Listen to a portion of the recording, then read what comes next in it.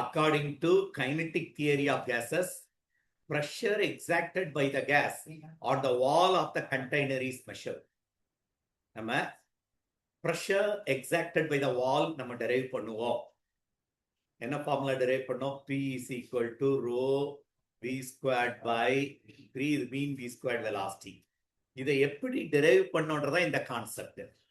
முதல்ல என்ன கண்டுபிடிப்போம்னா change of momentum கண்டுபிடிப்போம். அது 2mv வரும். ஞாபகம் இருக்கா? பை டி போடுவ, அதுக்கு பேர் rate of change of momentum.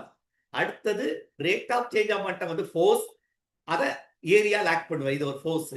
ஃபைனலா ஃபோர்ஸ் பை ஏரியா கண்டுபிடிச்சேன்னா ப்ரெஷர் கிடைக்கும். இதான் ஸ்டெப். இது எல்லாத்தையும் கம்பைன் பண்ணி ஒரே வேர்ட்ல கொடுத்துருக்காங்க பாரு. Rate of change of momentum impart on the wall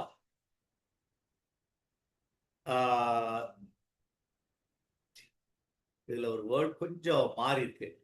change of momentum impart on the wall per second per unit area. இதான் ஆன்சர் ஆக மத்த எதுவுமே வர சான்ஸ் ஆல.